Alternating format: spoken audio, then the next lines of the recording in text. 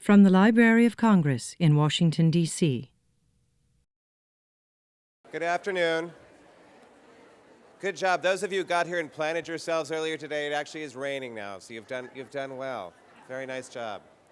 My name is Lou Byard. I'm an author and a regular reviewer with the Washington Post. And on behalf of the Post, I want to welcome you all here to the Book Festival, which the Post has been a proud sponsor of for 9 years now. It's been going. And I'm very delighted and excited to introduce our next author. Now, how's this for a second career? At the age of 40, a man loses his job with a television production company. He reaches into his pocket and pulls out 4 pounds of currency. Did I mention he's English? He buys paper and pencils, and he sets about writing a bestseller. 14 years later, he's still writing bestsellers and selling them at the rate of 1 every 5 seconds, or for math-challenged people like me, that's roughly 6 million a year. All of them featuring a fellow named Jack Reacher. Yes. Yes, indeed. Former military policeman, Jack is a drifter, a knower of all things, a magnet for all troubles, and at 6 feet 5 inches with a 50-inch chest, a giant among men. Reacher travels light, but when it comes to villains, he lands hard, and so does his nearly as tall creator. Few writers today create narratives as lean as mean, as propulsive as compulsive. Please welcome the current president of the Mystery Writers of America, and maybe the best possible reason to re-examine our first careers, Mr. Lee Child.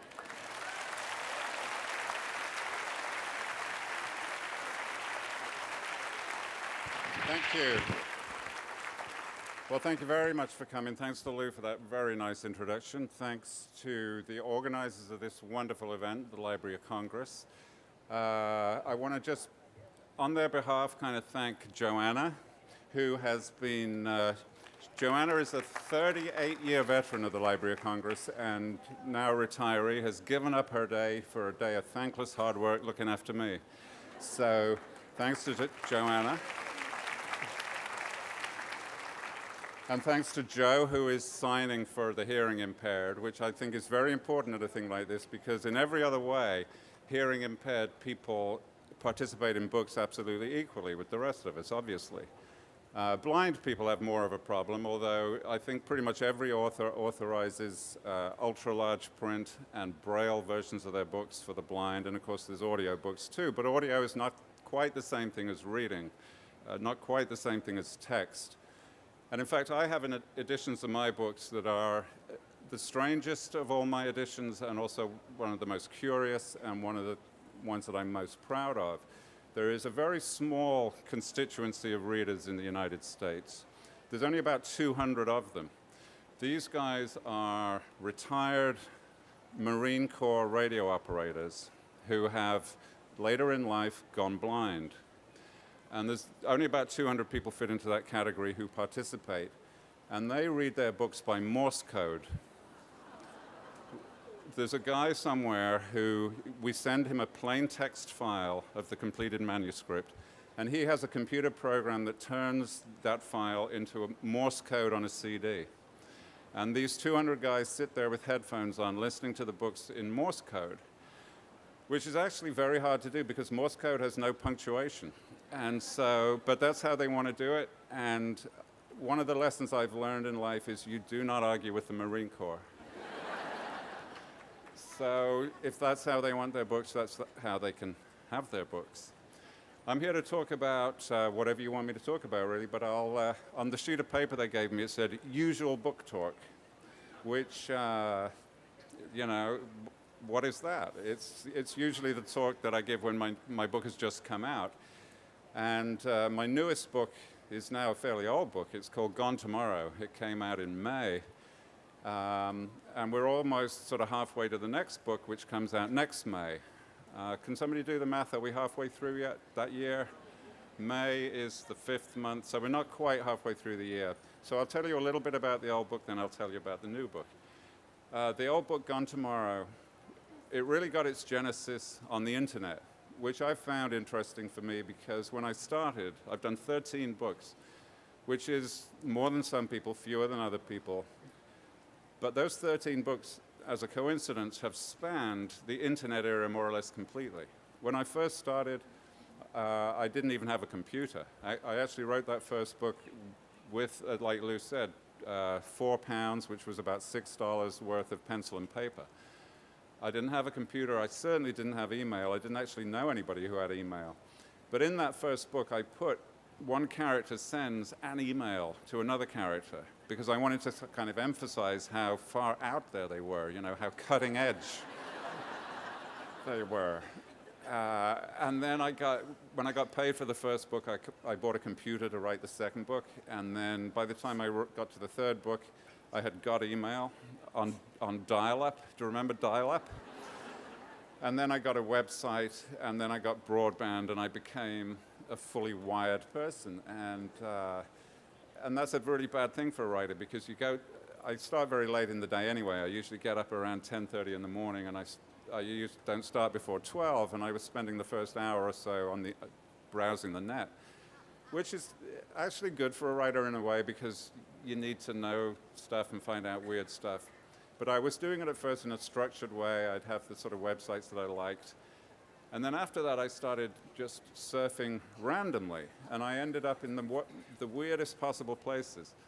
One time in the summer of 2005, I stumbled into an anonymous chat room for the Metropolitan Police in London.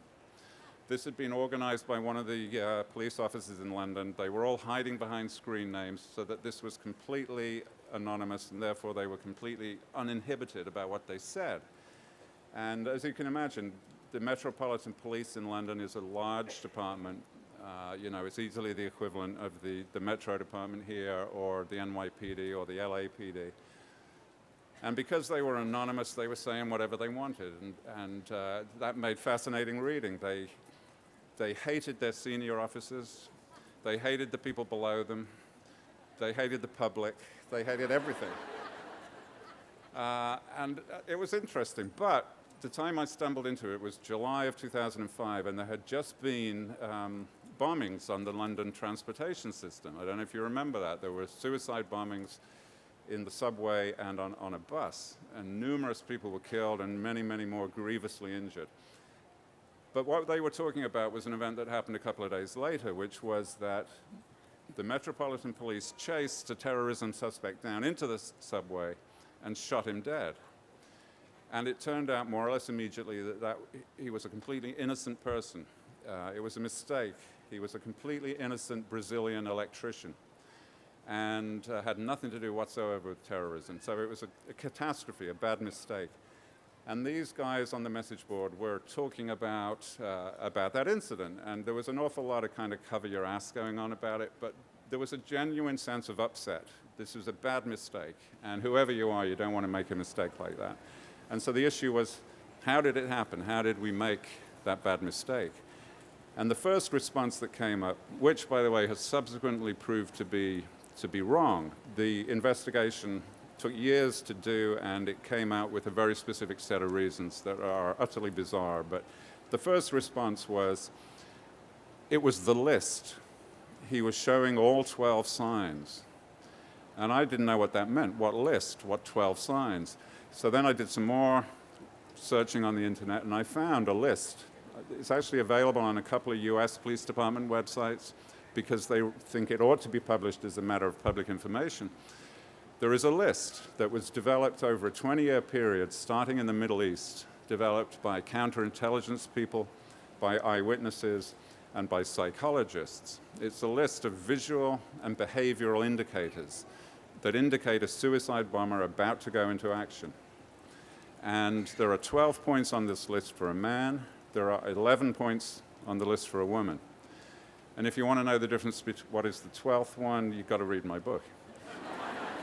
And anyway, this Brazilian student was, by a terrible coincidence, showing all 12 of these points without being actually a suicide bomber. And I thought, that is just an awesome moment. If you are a law enforcement professional and you have been taught this list, you're not told, make a note, or call it in, or tell somebody tomorrow. You're obliged professionally to deal with it there and then.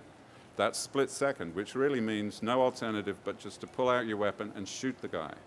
That is what you have to do. And I thought, what an awesome moment that is. So that was the starting point for Gone Tomorrow. I thought I'd have Jack Reacher on a subway. And because he has been involved in military law enforcement, he knows this list. Because he's an observant person, he naturally checks out the fellow passengers in the subway, and he sees a woman showing all 11 points.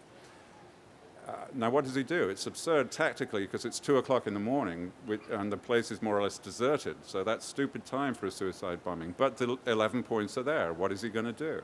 He can't ignore it. He's got to intervene. What if he's wrong? What if he's right? What happens next?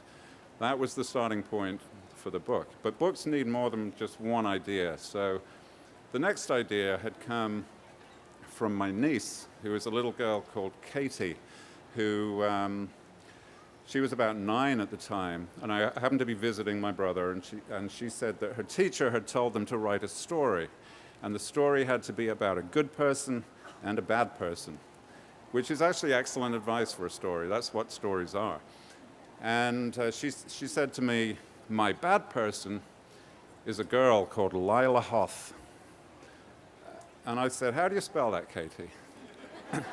And she said, H-O-T-H, Lila Hoth. Now, when you're a writer, you hear a name like that, Lila Hoth, and immediately you know exactly who she is, exactly what she looks like, exactly what she's up to. You know everything about her. She's a ready-made character. So I said, Katie, I'm gonna steal that name for my next book. And Katie at 9 was smart enough to say, do I get royalties for that? And I was, as her uncle, smart enough to say, no, Katie, you don't, but I'll send you a copy, and I'll buy you an ice cream. So then I had the suicide bombing, I had Lila Hoth, Lila Hoth had to be incorporated somehow. And then the third idea, because I always find 3 ideas that are enough for a book. 3 ideas collide in the right way, that works for me. The third idea was, again, I got it from the internet. I happened to find a photograph from 1983 of Donald Rumsfeld in Baghdad, shaking hands with Saddam Hussein and giving him an expensive gift from Ronald Reagan. And of course, exactly 20 years later, Donald Rumsfeld, the same guy, was orchestrating not giving a gift to Saddam, but actually hanging him by the neck. Things had changed, which happens all the time in politics. It happens all the time. It has always happened. You know, my birth country versus my adopted country. I understand there was some local trouble between England and the US back in like 1776. And then I think we came back a few years later and burned down the Capitol or the White House. And now we're best of friends. So these things happen. But I thought, and actually I didn't have particular sympathy for Donald Rumsfeld because I felt he's a grown-up on both ends of the deal. He knew what was happening. But I thought, suppose that mission had been tasked to a more junior person, maybe a junior diplomat or a military officer of some kind who'd been instructed to go and do this thing with somebody who was temporarily an ally and who then later on became an enemy. Suppose there was documentary evidence of that mission, and suppose that 20 years later that person's career had gone in a completely different direction and he could have been very embarrassed by those revelations. Because I love stuff about the past coming back, things from the past coming back to bite you. So that was the third idea, and so I put it all together and wrote Gone Tomorrow, and happily it did very well. But there was one thing about it that it had in common with almost all of my books, which is I start writing them in September. And I'm always in New York City, or else possibly in the south of France. And September is very hot in both of those places. So subliminally, almost all of my books have been warm weather books. And Gone Tomorrow is no different. It is right there on like the second page or something, it says, it was September, it was as hot as summer and 10 degrees hotter underground, and reaches in a t-shirt and everybody's sweaty. It was a warm weather book. And I thought, you know, that's getting to be just a repetitive pattern. So I decided for the next book, it was going to be a very cold book. So the next book is set in South Dakota in the middle of the winter. There's a raging snowstorm, this icy snowbound road, and a tourist bus is driving along the road. It skids, it crashes, it gets wrecked in the ditch, and that's a perilous situation for the 20 senior citizens that are on that bus. But there is a tall, mysterious stranger in the back seat who has hitched a ride just a few minutes previously. So that's Reacher's predicament in the next book. It's called 61 Hours, which is how long the action takes from beginning to end, 61 hours. And of course, Reacher has no possessions, has no spare clothes, he carries no bag, and therefore he's in this snowstorm without proper clothing, no hat, no gloves. There's nothing around except a very small town 20 miles away. And when, of course, Reacher gets to the very small town 20 miles away, there's a problem brewing. Can you believe that? There is some kind of trouble. And I mean, people say, how realistic is it, in fact, that everywhere Reacher goes, he runs into trouble? And I say it doesn't happen that way. Each book lasts typically just a few days, less than a week. So Reacher has 52 weeks in his year like anybody else, but the 51 books where nothing happens, the publisher won't publish because they're too boring. So all you see is the one time in the year that something bad does happen. So does anybody have any questions at this point that I can tell you about anything? We can talk about anything. Future books, previous books. We can talk about other people's books. Anything you want. Yeah, this chap. Yes. How do you work out some of the more hard-to-believe scenarios that Reacher gets into, like on the subway when he's holding himself on the inside of the door? How do I work out the more hard-to-believe scenarios, like the subway surfing scene in Gone Tomorrow? Well, actually, I mean, this is my fundamental problem as a person and as a writer, is that I don't think they are hard to believe. I think most of what Reacher does is eminently sensible and more or less completely plausible. I mean, most of it is autobiographical.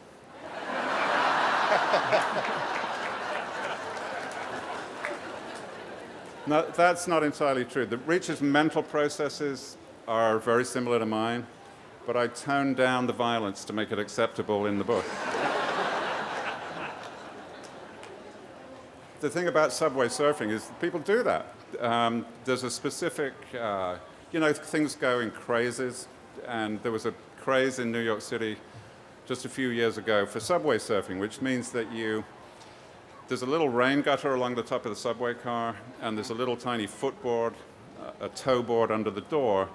And what you do is you wait on the platform until the door closes, and then you hook your fingers in the rain gutter and you put your toes on the tow board and you kind of hug the side of the car and ride through the tunnel that way. And plenty of people were doing it. And, one or two were injured and killed. So the MTA started to put up notices saying subway surfing prohibited and all that kind of stuff, which only, of course, then intensified people's passion to do it. But like all crazes, it kind of died out eventually and doesn't happen anymore. So that was absolutely written from life. I can verify what you say. I live in New York City, and I've seen the advertisements for that, so it's hilarious, actually. My question is, I just finished The Hard Way, and one of the things of reading your books is the incredible amount of detail that you have in the locations and the scenes, and literally being a New Yorker, I was following you around, and I was following Reacher around for accuracy, kind of, in a way. What kind of preparation do you go into when you actually put together these books? Because Reacher is always going to different places. Yeah, well, I mean, that's really a question about research. And the New York City stuff actually is almost the opposite of research, because in that book, The Hard Way, and a little bit in Gone Tomorrow, because I live in New York and I know it very well, I actually have to simplify it a little bit. Because in The Hard Way, for instance, there's a car journey from the Upper West Side down to the West Village. And I was describing that absolutely realistically. And then I reread the page and I thought, this is ridiculous. This reads like a sort of MapQuest page on acid. And so I actually simplified it there. I had him just come down the West Side Highway and make a left onto Houston Street, which actually you can't do, because Houston Street is a one-way street at that end. But I thought, if I do all the ins and outs, the left, the right, through the one-way system, people are just going to be bored. And people around the world generally have an idea of New York City. You know, they know there's uptown, midtown, downtown. They know Houston Street and so on. So as long as I had the basic parameters laid out, people would understand it. And that's one thing that I find you've got to do, because you're writing, people that live in the place that you're writing about are certainly going to read the book, but by definition, almost all the readers are going to be from elsewhere, and you have to make it understandable to the rest of the world. For instance, one of the books was written about Texas, and I was talking about the highway patrol, and because the whole world understands highway patrol as a concept. You know, they understand state police, the state police concept, the highway patrol concept. But of course, in Texas, that department is not called that. It's called the Department of Public Safety. And so if you gave it that real name, it would suit the people who knew that. But people in the rest of the world, in South America, in Europe, in Australia, the Department of Public Safety, it sounds like restaurant inspectors or something. So in some ways, you have to get it wrong to get it right. But mostly, I've just got an incredibly trivial mind. I remember the most trivial things, and I'm fascinated by the most trivial things. I mean, here's one that's very trivial, and I can tell you because I can't see a way of using it in a Reacher book. But I remember a few years ago at the Super Bowl, they unveiled a new Pepsi-Cola commercial. You know, in the Super Bowl, they bring out the big new ads, and it had Britney Spears as the front person. And it struck me that in the English language, there's only one anagram for Pepsi-Cola, which is Episcopal. And amazingly, in the English language, there is only one anagram for Britney Spears, which is Presbyterians. And I just love that kind of stuff. I love that stuff. Now, if I could find a way of using that in a Reacher book, I would. But Reacher has no regard for Pepsi, Britney Spears, Episcopalians, or Presbyterians. So I can't really see a way of using it. Yes. Question about the optioning of your movies, of your books into movies. You say that Hollywood lets you write, so you're going to let Hollywood make the movies. Does it concern you that Hollywood could bastardize your works?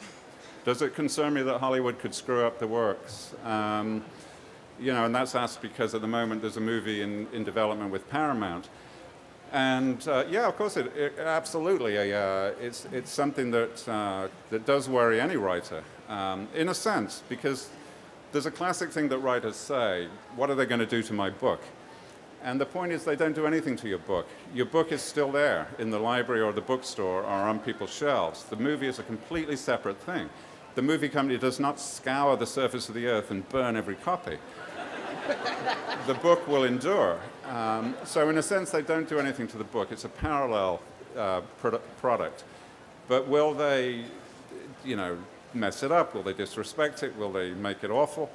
And the answer is they might. Yeah, they really might. There's a strong possibility of that. But what I've always done, because there's no way of exerting control. There's really no way of exerting control. I mean, I think if you were Dan Brown or John Grisham, maybe, yeah, you get a little bit of control. But there's no practical way of exerting control. All you can do is be careful who you sell it to. And that's what I've always done. I've sold it to the people whose movies I already like. And so that's probably the best guarantee. So with a bit of luck, it'll be all right. Speaking of movies, in your previous life, you worked for a film production company. I'm wondering if any of that experience has helped you in your second career. Did the TV production career help me in the second career? It absolutely did. Yeah, I mean, it really did, although much more obliquely than you would think, because I was actually a director rather than a writer when I was in television. Although I did write a lot of stuff because a lot of stuff needed rewriting on the day of shooting. But really what helps you about that is you just become, the minor thing is you become utterly unconcerned about deadline. Now I have a deadline of 1 a year. And in live television, your deadline was typically either instantaneous or 5-10 minutes. And so I'm fine with deadlines. And the other thing is you become extremely aware of the fact that this is not about me. It is not about me impressing my friends. It's not about me impressing my family or anything like that. It's about the audience. The audience comes first, second, third, and fourth. Too many writers, especially at the beginning stage, are overly self-conscious. You know, what will my writing group think? What will my buddies think? They want to look cool in front of their buddies. I don't care if I look cool in front of my buddies. What I care about is whether the audience likes the book. And you do learn that. You learn it fast, because if in television you're making something that nobody is watching, then you would have got fired a lot earlier than I got fired. Kind of a silly question, but I noticed in most of your books, you say in your dialogue, you say, "That's for damn sure." Mm-hmm. Now, is that something that you say like all the time on, at home, or, Actually, it's not. I don't say "that's for damn sure" very much. But what that is, I mean, the other very common phrase in the Reacher books is, "Reacher said nothing." True. Because I find it necessary you've got to build up a rhythm. When you're doing a page of dialogue, there's got to be rhythm to it. There's got to be a sort of break here and there. And I conceive Reacher as a man who is very taciturn. He doesn't speak much. He certainly doesn't speak unless he's got something worth hearing. Mm-hmm. And so to say Reacher said nothing, it punctuates the page, it establishes the rhythm, and it also establishes Reacher as somebody who doesn't waste words. And "that's for damn sure" is the same thing, because it's a long, languid phrase that is resigned and weary, the kind of thing Reacher would say. Thank you. One last question, I think. Yeah, I wanted to ask you, major fraud destroys more lives and careers than a single murder does. And I'm wondering, is it possible to get a book published that has no violence in it if you have enough sex in it? Is it possible to get a book published if it has no violence but enough sex? I imagine absolutely, yeah. Although I got to tell you from personal experience that writing sex is at least 18,000 times harder than writing violence. Without patting myself on the back too much, I think I can write a fairly convincing fight scene. But I, for damn sure, can't write a very convincing...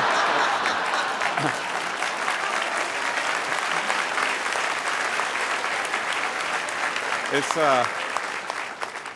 a product of age. That's the first joke my daughter ever told at my expense. She told me about this guy who said to his wife, "Have you got time for a quickie?"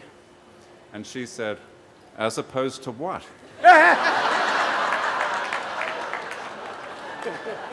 So, the truth is that you can, if a book is good, it will get published. And a book can be good all kinds of different ways. And you could have a book that involved nothing that we expect it to involve. It could be an entirely original thing that involved none of the components that we at the moment imagine are necessary. And if it was written with the right kind of spark and it had the right kind of heartbeat, it would certainly be published. And that kind of thing happens enough times to give such a writer hope that if you've got a great concept and it's well written and you thoroughly believe in it, if you've got a... It sounds like somebody's shooting out there. If you've got a concept that is that you believe in 110% and it's beautifully written, it will have the kind of vivid, vital quality that will get it published, even if it's got no violence in it, even if it's got no sex in it. But I've never seen a crime novel that doesn't have a murder in it. Well, there is a crime novel that doesn't have a murder in it. It's very famous from the golden age of British crime fiction, Gaudy Night by Dorothy L. Sayers, which is an interesting book, actually, in as much as the crime in that book is the destruction of an academic manuscript, okay? And that is actually for Dorothy Sayers, who was an academic woman herself, that actually was more heinous than a murder. And that's the feeling you get from that book. And in a way, it was a murder. Somebody's life's work had been murdered. Because back then, 1930s, we didn't have, hard drives and all that kind of stuff. So if you burned somebody's manuscript, you destroyed their work.